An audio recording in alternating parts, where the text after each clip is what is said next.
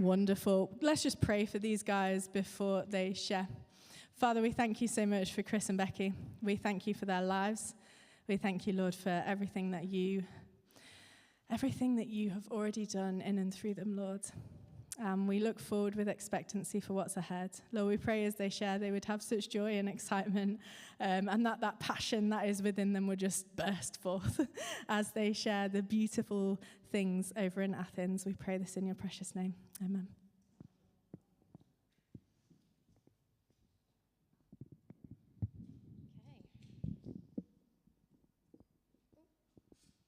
Good morning.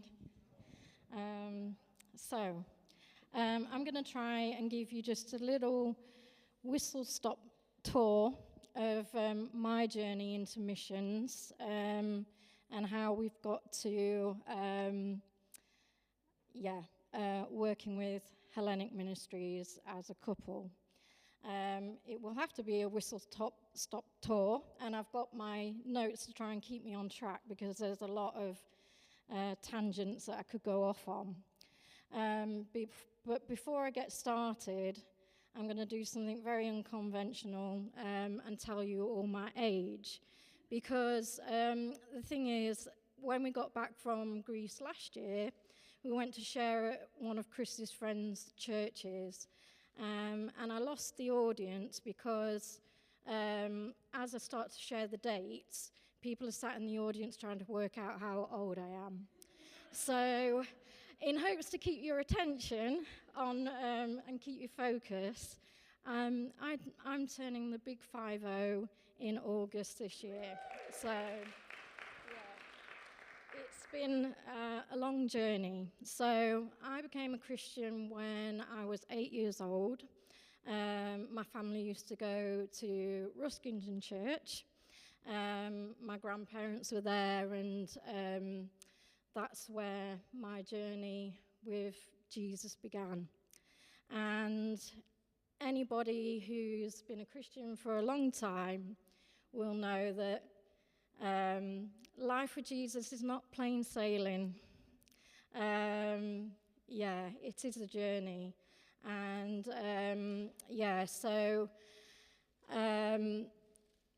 I felt the call to missions probably in my late teens. And then I got the opportunity to go on the doulos ship with Operation Mobilization, which is a global missions organization. So I left the country for the first time at the age of 20, went to Germany for the pre-ship training, and then joined the ship in 1997, January 1997, and I served until January 1999. So the doulos ship is it's decommissioned now. It's a visitor center in Bintan in Indonesia. But when I was on board, it was the oldest ocean-going passenger vessel in the world, and built in 1914, 2 years after the Titanic. So I used to do that tour on the ship.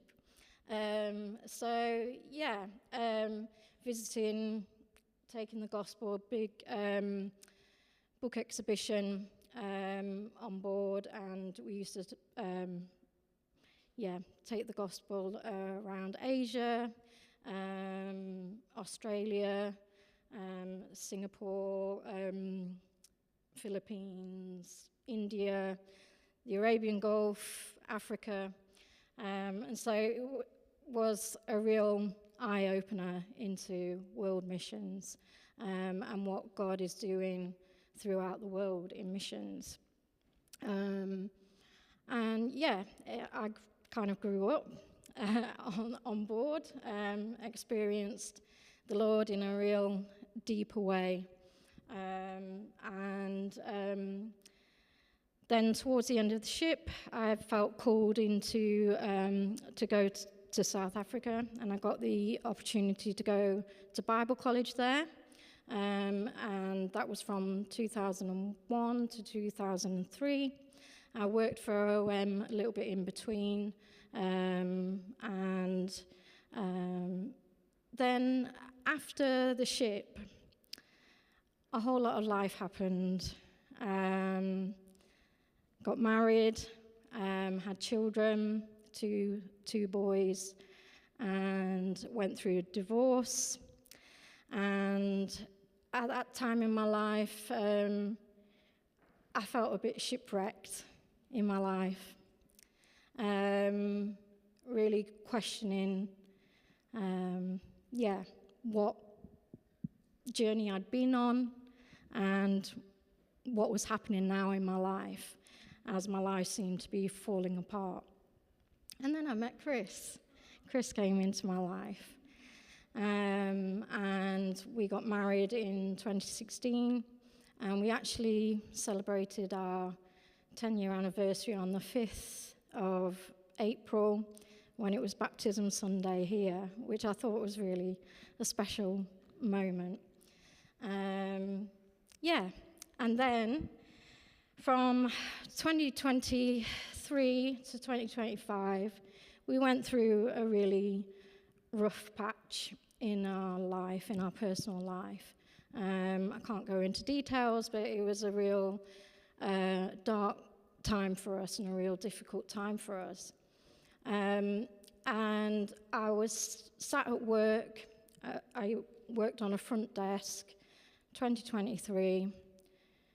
And then I just felt having that conversation with God in my head. And I just felt God say to me, in the middle of all that we'd started to go through, I want you to get back into missions. And I'm like, what now? Really? Is this the time? I've got this crazy situation going on. But it was just really pressing on my heart that I needed to get back into missions. And I was like, what does that mean? What you're going to have to show me, what you want me to do, where you want me to go. And a friend of mine who I was cabin mates with on the ship, she's from South Africa, she's now in Czech Republic. She had just been on a mission trip with Hellenic Ministries, distributing Bibles in Athens, in and around Athens,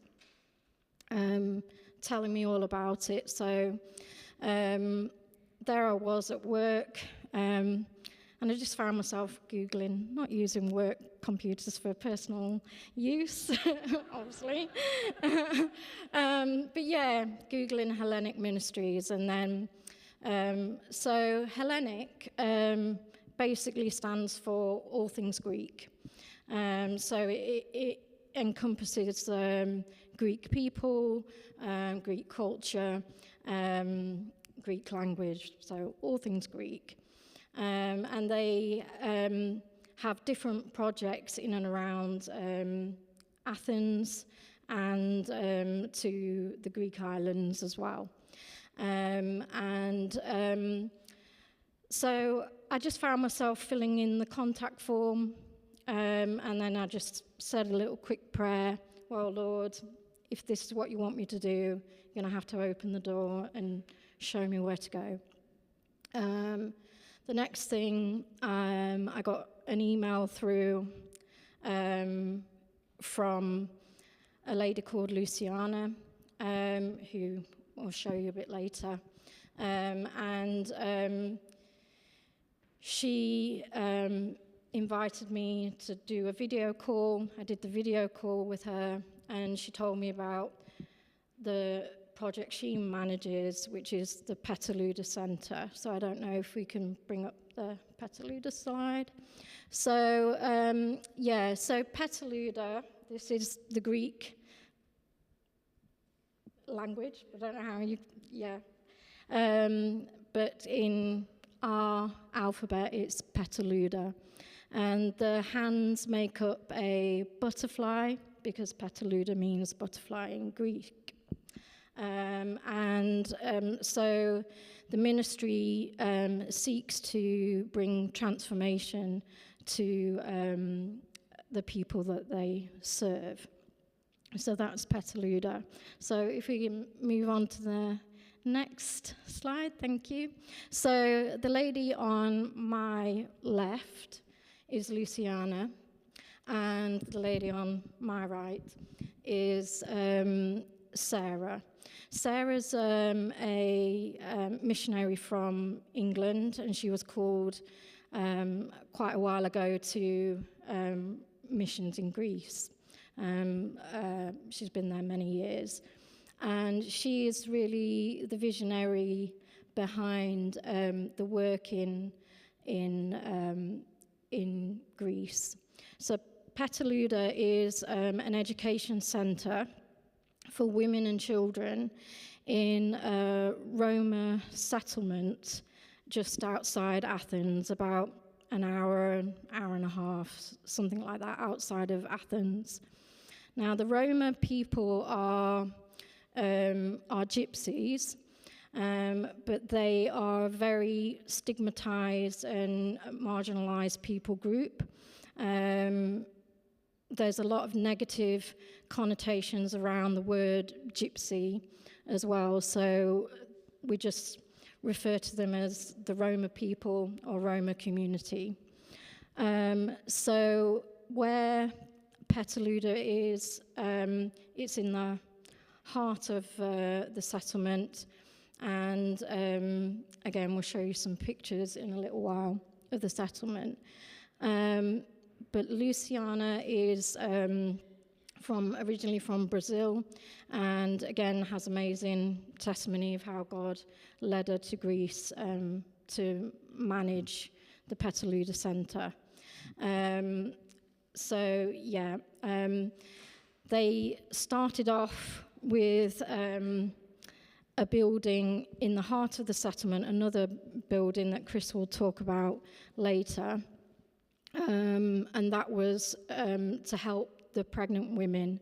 So the Roma people, they have children at a very young age, they get married from a very young age. So Chris also met a young boy of 15 who was expecting his 4th child. So the education centre for the women and children, they are trying to educate the children enough to get into mainstream schools.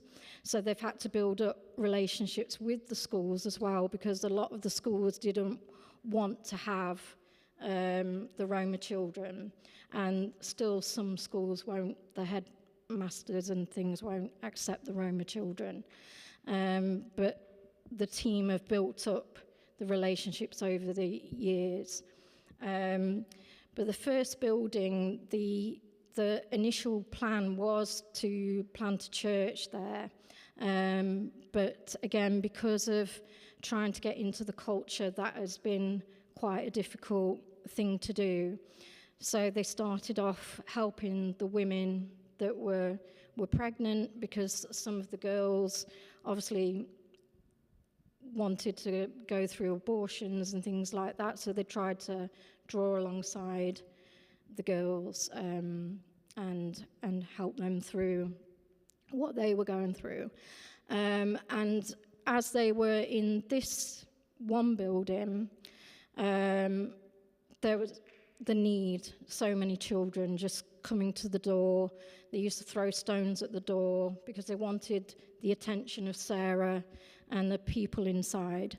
And so one of the ladies, Ivan and Georgetta, a family that we'll show you as well,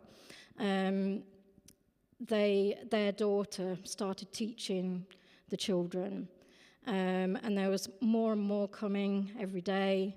So then they realized that they needed something, and they needed a place for teaching and for educating and for helping the community. So they were going around the settlement praying about it, and again, a big testimony of how God provided the second building, which is the Petaluma Centre. They again, contacted the schools to bring in a proper curriculum to try and teach the children from nursery up until teenage. They get them into the mainstream schools before then, but then they help them with all the paperwork because there's a lot of illiteracy, and to enable them to start school, they have to know, have a grasp of Greek. The Roma people have their own language as well, so in order to go to the mainstream schools, all the lessons are in Greek, so they need to understand that. And so they welcomed children. They found this building that God gave them. If we can move on the slide, sorry. So this is part of the team. So we've got Ivan and Georgetta next to Chris, and that's one of their daughters, and then Luciana and another member of the team who's one of the teachers at Petaluma. Again, if we can just move on a little bit. Sorry. So this is the centre, and what they liked about the building was the open windows. So obviously the women who had obviously the children, they were very cautious about these people wanting to take their children. So they're a bit concerned about that. So the fact that they could see where the children were, and they had that open door policy so that they could see that nothing strange was going on with their children. They were just being taught. And then that started to build up the need for the women as well. So they introduced sewing and crafts to help them make things like earrings and the T-shirts, the tote bag. There's one out there that I use every day, so that they can also make some money and get jobs and things like that. So they started off also teaching the women. Now, some of the women, it's a very difficult concept because if they're married or have children, they're classed as women. If they're unmarried, they're children. So you could have a girl of 14, 15, same age, one's in the women's section, one's in the children's section because they have children and the others don't. So again, it's kind of sometimes difficult to get your head around that.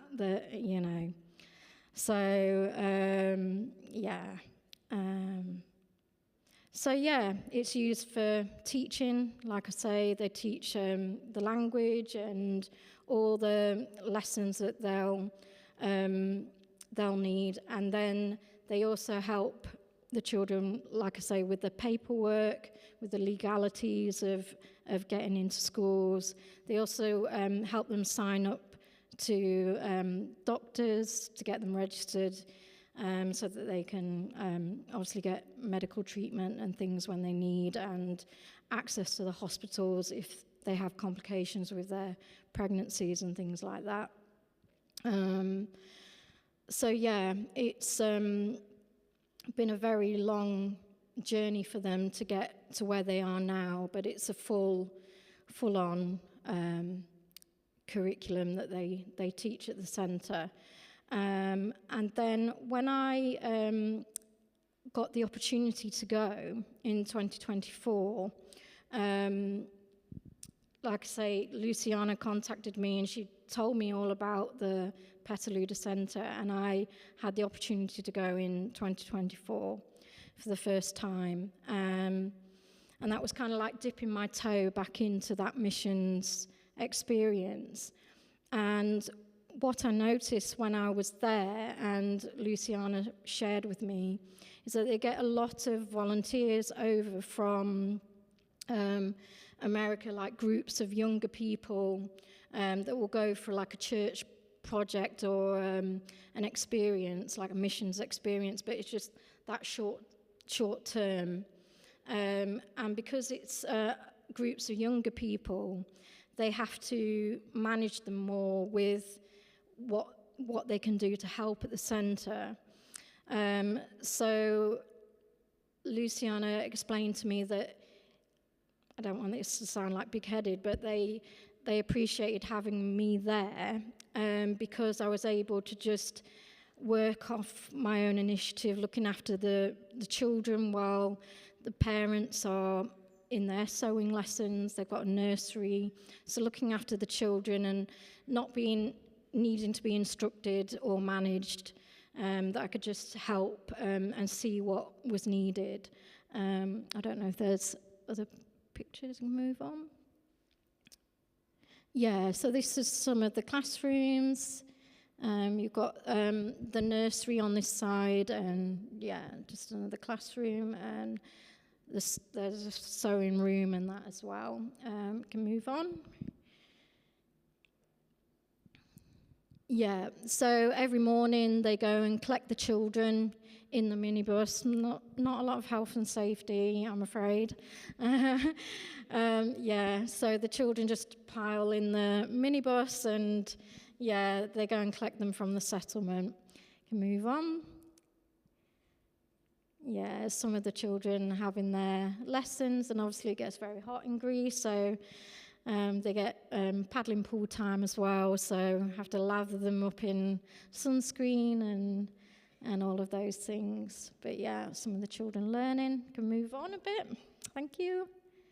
And this is a settlement. So as you can see, they build their houses out of what they can find. Now, I'd been in missions in Africa, and I'd seen poverty in the townships, but I never expected to see poverty like this in Greece. It just never occurred to me that it was like this, and it was just like walking into an African township, and I was shocked. I was really, really shocked, and we can move on. Oh, and in that other picture, you'll see, sorry, I don't know if you can go back, can you? In here, because it's the Roma settlement, they don't have a regular rubbish collection, because the Greek, unfortunately, the government doesn't see them as a priority. So they pile up their rubbish right in the middle of the settlement as well. And so here you can see, and then they'll come and collect it as and when they think they need to. So the children and the families are living in amongst all of that as well. And obviously when it gets really hot, like it does, it's not a very pleasant experience. Yeah, so we can move on. Thank you. So this is the yellow house, which Chris is going to speak more of. So when I was out there that first year, they kept saying to me, "Oh, is your husband going to come?" Because they're ministering a lot to the women and the children, but there's not a lot of male volunteers, and there's a big work to be done with the men and the young boys in the settlement. And then that started me praying, because Chris had never had any thoughts towards missions or desire for missions, but in helping me to go on that first year, he started feeling something stirring in his heart, and I was praying, well, Lord, if this is what you want me to do, you're going to have to do something in Chris.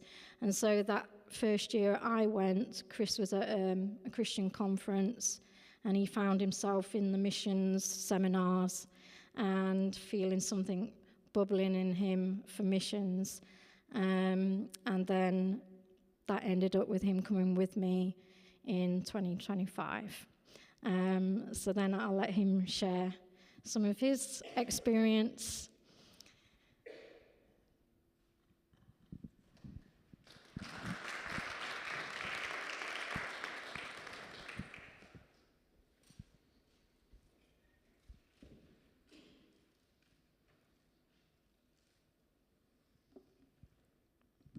So if you haven't worked it out yet, I'm Chris and I'm Becky's husband. All right. Do I have to tell you my age? Right. I'm 48. 48, just. So, a little bit obvious there, but yeah, that's the Yellow House. And so I just want to tell you a little bit about myself. So me and Becky met when I was in the Salvation Army. I was training how to be a Salvation Army officer. And God revealed to us quite quickly once we got together that wasn't quite where He wanted us to be. And so I became a member of Bridge Church at that point. And we applied to Mattersey, didn't I, next? And then Mattersey closed down after I applied. So I don't know what happened there. And anyway, I ended up with the Elim Church. I ended up at the Elim Bible College in Worcester, which was very nice, by the way. It was quite a nice place. And I loved my time there. I took 3 years out of work with Stagecoach to go do some studying. And I wasn't quite sure where that was going to lead to. I thought it might lead to pastoring a church with Elim. It didn't, hence why we're back here. We always seem to bounce back to Bridge Church, don't we? It's like coming home every time. I think 15, 16, 17 years we've been part of Bridge Church since you started coming. Yeah. So Bridge Church has been a big part of our life, and so I went to Elim, qualified. I got a 2-2 in applied theology. And went off to do some ministerial training with Elim, and that brought some complications, and then we went into a whole cycle of complications in our life, which Becky touched on. And then in the middle of all that, I was still going to church conferences thinking, like, I don't know what I'm doing. And meanwhile, helping Becky to get to Greece on a dipping the toe in the water mission trip. And as Becky said, I found myself in the mission seminars at this conference, and I was like, I don't know what I'm doing here. And then I got prayed for, and then there was tears, and there was laughter, and there was all sorts going on. And then by the time so I was at the conference at the same time that Becky was in Greece. And so when we came back, it was just like, we cried and hugged for days, I think, afterwards. And I told her that God had been speaking to me and stirring something in my heart, and I want to come with you, and that just answered her prayer. And so it all kind of worked. And so we ended up going last year to Greece, has been said. So can you go on to the next slide, please? So this is Ivan, spelt I-V-A-N, but pronounced Ivan. The I's in Greek are pronounced E's, apparently. So that's what I've learned so far. That's about as far as we've got. We are actually, Becky has shed out some money for some Greek online lessons, so we're going to try and at least get some basic language for if we go again. So, but this is Ivan. He's a great guy. He's about 58, I think, when we went last year. And he's a man of many talents. He can do loads and loads of different stuff. We just clicked. Me and Ivan, that was the first day that I met Ivan. So we flew there on the Monday. This is on the Tuesday. And we were like best mates by the end of the day. And so Ivan does a lot of stuff. He's a caretaker. He's an odd job man. He's the van driver. A lot of stuff happens through Ivan being there. And unfortunately, Ivan is on his own doing a lot of this stuff. And so he needs support. And so when I got there on the Tuesday and said, like, what do you want me to do? They went, Ivan, off you go. So me and Ivan went off. We went to have a look around the Yellow House. He showed me all around the Yellow House. And so the Yellow House came about. They were looking for somewhere, and the building got donated, didn't it? And so the building didn't cost them anything to purchase. And But he does a lot of work at the Yellow House. It's used for the elder women and the guys to do some work, mainly through Ivan's teaching and through other volunteers that go. And just move on to the next slide for me. So Ivan is a very, very talented man. So the bench that you can see in the corner, he built that. He taught the guys in settlement how to build stuff. So that's one of the things he did. I found this really interesting. I stumbled across this when I was just looking around his little workshop that he's got, and I stood and stared at it for about 10 minutes, and then I took a picture because I just wanted to look at it forever. And there's something about it. All he'd done is put 4 screws together and some glue, and it just mesmerised me, absolutely mesmerised me. This picture in the middle and the little lamp is all made up of bottle tops. And in his little workshop, well, I say little, it's not really little, is it? It's huge. But he's got pots and pots of all coloured bottle tops. So he goes round the community, picking up all the bottles and saving all the tops. And then he makes stuff out of them. So Christopher had an idea and thought, so I've got tubs and tubs of bottle tops that I've been saving in the hope that I might make something. So, yeah. And then this is Ivan. He's a brilliant artist. That picture is actually now in our house. He gave it to Becky as a gift. But that's he drew that freehand. He's a very, very talented man. He's a singer. He can play guitar. He can play all sorts. He's a very talented man. So can next slide, please. So we're back to the Yellow House. So this is where they want this building to become a church. That's the vision for this building. And sorry, I just look at my notes. So the Yellow House is situated right next to the settlement. You can just see some of the settlements buildings here. So as you come out of that door, you're right on the settlement. And so the community are right next to it, and the door that Becky was on about is in between the 2 brick pillars. You can't quite see the white door, but that's got loads of dents in it from the rocks and the stones that they were chucking at the door. And because when you first see it, you think, oh, that's a bit of a rough door, but then you hear the story behind it, and you're like, you want to keep the door, you don't want to change it.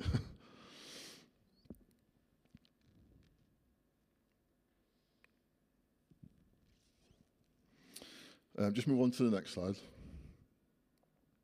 So again, this is a settlement where the community live.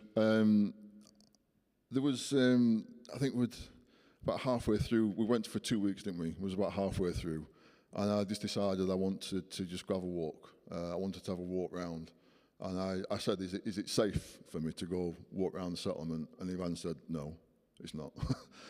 He said, "I'll come with you." So one day, I think there was some other visitors came as well, and so we went round and we had but it's a big eye opener. If you've never seen it before, you might have seen it on TV, but when you see it in real life for yourself, it really is a shocker. You know, you see these hose pipes across the floor trying to get water to different places. There's no electric. So the area where the settlement is, it was, I don't know if it is or was, prone to earthquakes. And so there's a lot of unfinished brick buildings there. And so what happened was the government paid for the people who were building their houses to go live somewhere else, and they just left everything behind. And so the stuff that the community have built their houses with is what was left behind. And so there's loads of empty buildings, and they just go around taking bits from wherever to build their houses. But yeah, if you've never seen it before in real life, it's a bit of a shocker. So go to the next slide, please. So here, these are some of the guys in the settlement. So this guy here, I'm going to get his name right now, Marcus. He wasn't there when we took the picture of the team, but he's the guy that's done the majority of the work with the schools, getting a relationship with the schools. He's worked really, really hard. We had a conversation with him. I think it took us a day to have that conversation about the work he's done to communicate with the government and the schools. It's a lot of work. But it took a lot of years as well to do that work. But he's a great guy. He was my translator for the day, because obviously I can't speak Greek, and they can't speak English. I just think, so where I'm sat here, the lad sat next to me is 15-year-old. And at that point, he was expecting his 4th child. The problem is, at 15, you're not ready to have children. And so your mind isn't focused on having children. Your mind is focused on having fun and doing stuff. So while he's having fun and doing stuff, his wife is at home looking after the kids. And then when he gets home, they have arguments because he's not been at home, and it's all that kind of stuff. It's really, really difficult. But here, Marcus tries to do Bible studies with the men of the settlement. And because he's doing it on his own, it's maybe once a fortnight, once a month, you know. We was there for 2 weeks, so we did 2. We did this one, which is the first one, and then we did the second one on the second week. There was about 4 or 5 guys. The reason there wasn't quite so many guys the second time is if they get the opportunity to work, they go and they work. And then they bring the money home, and then they party with their mates. And then they've got no money again. That's the cycle that they're in. They don't think, oh, I better save some of that money for a rainy day. They just think, oh, no, I can have a beer now, and I can party with my mates. So that's what they do. So it's about educating the people to this is how we're supposed to live. This is the future of what we want to try and get you to do. So one of their biggest problems was not knowing how to be a dad, not knowing how to be a father. And so Marcus said to me, would you lead the Bible study? And he said, this is one of their biggest issues. So I was like, oh, okay. And then this is on the Tuesday, on the first week. And he said, would you want to lead the Bible study tomorrow? And I was like, oh, okay. I was like, right, okay. So that night I was thinking, God, can you help me? And so I put together a little talk about how God is our Father, and talk about some of my experiences in how I felt that God has helped me, especially during the tough time that we went through. And we did this Bible study, and there was like, we spent about 20 minutes in this Bible study sharing about some of my experiences, and all of a sudden they just went off in conversation, and I'm just sat there. I ain't got a clue what's going on. Who's talking? The shouting, whatever. I'm like, okay, what do I do? I'm just like sat here like, and eventually Marcus looked at me and said, "What have you done?" So something that I'd said in sharing had sparked. They'd never heard someone talk like that before. And it sparked off a debate. And so there was debating with each other about being Father, about God being our Father. And so for about 20 minutes, they just went off and talked and discussed and whatever. And he said, that's never, ever happened before. And I was like, oh, okay. And so the second week, there was only about 4 or 5, a couple of the similar guys and then a couple of different ones. But then I did a talk about how using our experience as God as our Father, how then we can be good fathers to our children. And again, sparked off a debate. I was sat there for 15, 20 minutes. But I kind of knew what was happening this time. I was like, I didn't feel quite so weird. And then Marcus filled me in on what they was talking about. Actually, I've got another picture. The guy that's not got his T-shirt on, when I went for a walk around the settlement, I had some sunglasses on, and he'd never seen sunglasses like that, apparently. I quite selfishly brought them back. I maybe should have left them there, but it's the only pair I had at the time. But he took them off me, and we've got a picture of me and him together, and he just loved these glasses. So I'm quite tempted, if we go again, to take some sunglasses that they can have. So, but he was a real nice lad. I kind of gelled with him. He was really nice. And then, but yeah, that's the men in the settlement. And then, so Ivan and Marcus, they do what they can to try and teach these guys some life skills. So like Ivan does some projects with them, like building and stuff. making things. One of the projects that we're trying to start was a recycling project. So I mentioned earlier about Ivan goes around collecting the plastic bottles, using the bottle tops to make stuff. But then the actual bottle, there's got cages and cages of plastic bottles. And the idea is that they're going to get a machine that will shred the plastic bottles, and then another machine that will melt that plastic, and they can make stuff out of it, and then they can take it and sell it. So that's something that we're working on. I think one of the machines got delivered while we were there, wasn't it? And so that was quite an interesting thing. So again, trying to use, rather than throwing stuff away, trying to use everything they've got to try and teach the people what's going on. Next slide, please. Now, we're all quite familiar with these. These are pigeons.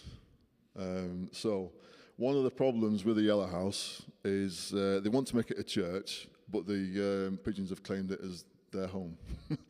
So it's kind of... and one of the problems is, as you can see in a couple of the pictures, the pigeons have had babies. They've been there that long. They've had babies. And so we had a bit of a moral decision to make. So we did a bit of research, and can we get rid of the pigeons whilst they're with their babies? Although they're a bit of a pest, no, we can't. We have to wait. So unfortunately, we couldn't do a lot except for clean when we was there, because we had to wait for the pigeons to... It took about 6 weeks, apparently, when I did some research, for them to grow up, and then the parents kick them out, and then that's when you can go in and clean up and do what you need to do. But with me and Ivan, we went for about 2 days. We went round all over the place. We went to markets. We drove down the motorway for an hour. We went everywhere, trying to find some kind of netting or something that you can put over the top of the outside to stop the pigeons from coming back once you've got them out. Again, finance was a bit of an issue, so I felt it was right that I donated some money to buy the netting. But unfortunately, we didn't get to that point where we could put the netting up. We discussed how to do it. Me and Ivan went around the top of the building looking at like how we can secure it, how we can fix it. But that's their main issue at the moment, is getting rid of the pigeons. Get rid of the pigeons, and then we're kind of halfway there. So we spent a lot of time, as you can see on there, with the sprayer. So Ivan does that maybe once a week, because once you've done it, within about an hour, you can't tell that you've done it. But it's very hot where settlement is, and so you can't be out there for too long. I remember there's quite a few times we was busy working. I like to work. I like to be busy. I like to do stuff. And Ivan was always saying, like, Chris, it's too hot. Come on, come inside. And we'd often sit and chat and drink water and stuff and cool down before we went back out again. Just move on to the next slide, please. So here we have a little project that was going on. They asked us, you came that day as well, didn't you? Yeah. So they asked us if we would go with them to go help clear a house out. So one of the projects that they help with is helping families with clothes and white goods and things like that. And so one of the families that they'd helped, I think the guy had got a job, he was working, but it meant they had to move closer to where he was working. But they wanted to be able to help another family out that had been in their situation, so they wanted to give all their stuff back that had been donated. One of the things was a fridge freezer. Who knows that God can talk to you when you're cleaning the fridge freezer? Well, that's what happened to me. And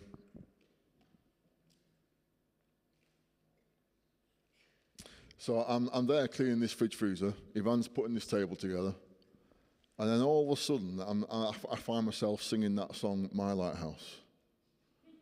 And I'm thinking, oh, this is quite a nice song. Why am I singing this song? I like the song, it's nice. I know all the actions to it. And it's quite a nice little song. And so I was cleaning the fridge freezer. I was saying to God, why am I singing this song? What are you trying to tell me? And I just, honestly, without a shadow of a doubt, I heard God say, I want this building to be called My Lighthouse. And I was like, whoa, okay. And they said, go tell Sarah. And honestly, I heard that. And so Sarah, the lady in the picture that Becky showed earlier, so I went to find her, and she was busy talking with somebody else. So I waited a couple of minutes because it's very polite to wait and to not interrupt. And then I got fed up of waiting, so I thought I'll come back later. And I started to walk away, and again, this has definitely happened. I turned away to walk away, and it was as if God just picked me up, turned me around, and went, "No, go tell Sarah what you've just said." So anyway, the conversation finished that she was having, and I said to Sarah, "So I've just got something I need to share with you." I said, "I'm cleaning upstairs." I said, "I just felt that God had said He wanted this building to be called My Lighthouse." And she was just shocked, and she started crying. I was like, "Oh no, what have I said?" And she said, when we originally acquired the yellow house, the colour they chose was terracotta.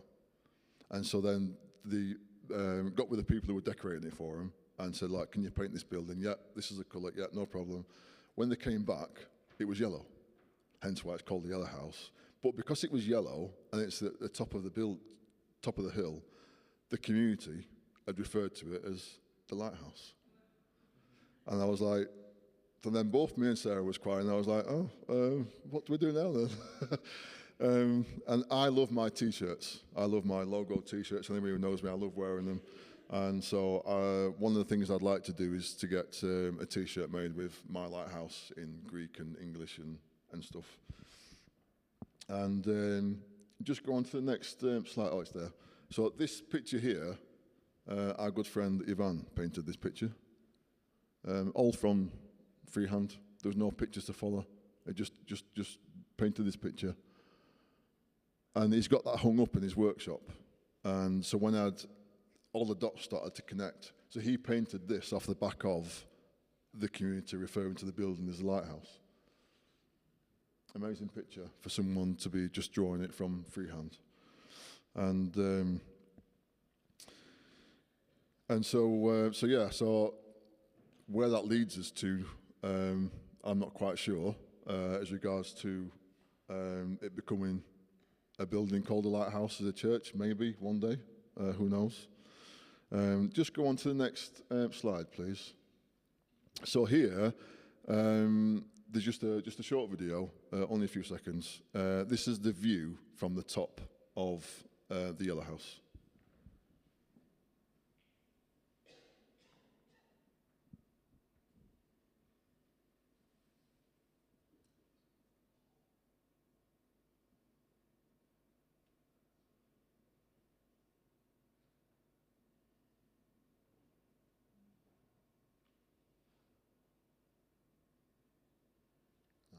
Okay, it seems to have stopped, but if it went further, and you could see the settlement from the top of the building.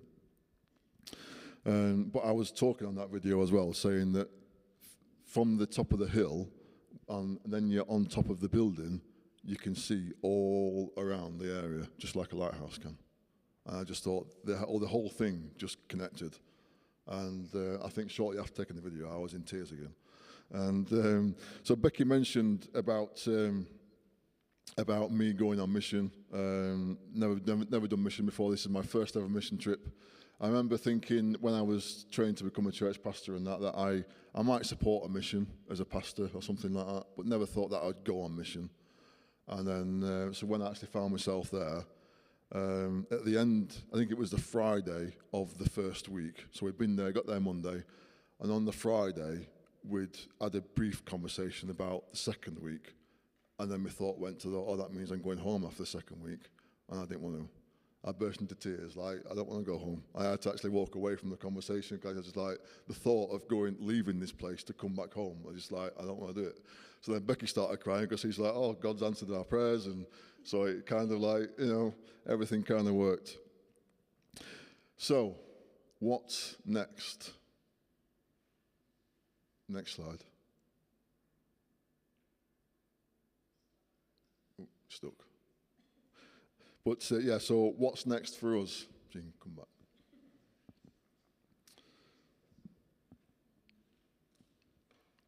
So we've been talking since we went last year. We've been talking about can we go again? Can we do it again? We had to raise funds last year to be able to go. It's not a cheap thing to do to go on mission.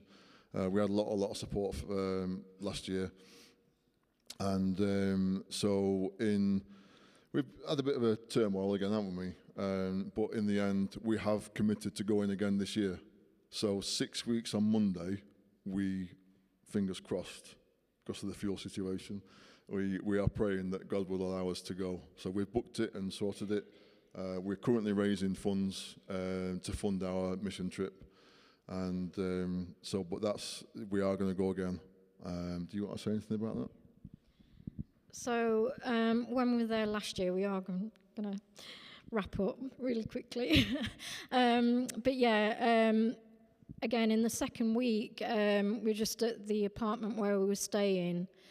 And then we were just chatting about like the day. And again, God just dropped into my mind. I'd never thought about teaching English at all in any shape or form, and just dropped TEFL into my mind, teaching English as a foreign language. So when we came back last year at the end of July, I applied to the TEFL Academy, which was a six-month course. And in and around work and family, it was tough going, but I managed to complete my level 5 teaching English as a foreign language. I'm like, why do you want me to do this, Lord? But then Luciana had also been telling me that there's a large group of the teenagers from the settlement that are desperate to learn English. And the last message I got from her the other day was like, really excited for you to come. It'll be lessons. You'll be teaching English every day. We've got a large group. We'll be splitting them up probably into groups of 10. So now I have probably about 9 lesson plans to put together before we go. So you can really pray for me for that. Basic English, so a lot of interaction and games and things like that. But again, it's just amazing how God works from just dropping a message, like a word into your mind, and just how the Holy Spirit just, works in that. And that may be something for the future. The lady, again, a missionary that we met, who does teach English at the centre. She's been a missionary. She's in her 70s now, from the UK as well, but she was unsure whether she was going to renew a visa from March this year, because, she's just getting older now, not knowing. So whether, again, me doing the English course was for the future for this, and also the settlement is very dark spiritually as well. Like the Roma people are very, I don't know how to say, but very strong, holding on to their own culture. There's a lot of spiritual darkness, a little bit of witchcraft and cursing and all of that sort of thing going on. When they tried to help in the settlement, like building up some of the houses, the matriarch of the settlement, because they didn't ask permission, they got into a little bit of trouble with that. So again, it's learning about the culture and how to make ways into the community without offending, and things like that. So anyway, we are going back. We've got some leaflets in the other room, and more pictures for you to look at, and the tote bag which the ladies made. Yeah, and then just to quickly add, this year we're taking my son Ernie, who some of you have met. He moved in with us when we came back last year, so he's never been out of the country before, so that'll be an experience for him. And then just to finish off with, for your part, if you could support us by praying for us, we would really, really appreciate that. one, that we can get there because of all the situations going on in the world, and two, that we can raise the money to do that as well. If you did want to help with that, there's information on our leaflets to be able to help us. But if you could really pray for us, that would be really, really good. Give Chris and Becky a round of applause. Guys, come forwards for us. So we're just going to close our service by praying for you guys. Do you want to come and stand a bit further forward? There we go. Thank you so much for sharing all that you've shared. Sean's going to pray over you guys, and then just as the band sing a song, we're just going to invite anyone that wants to come and pray over you guys, just to come and surround these guys in prayer. Just not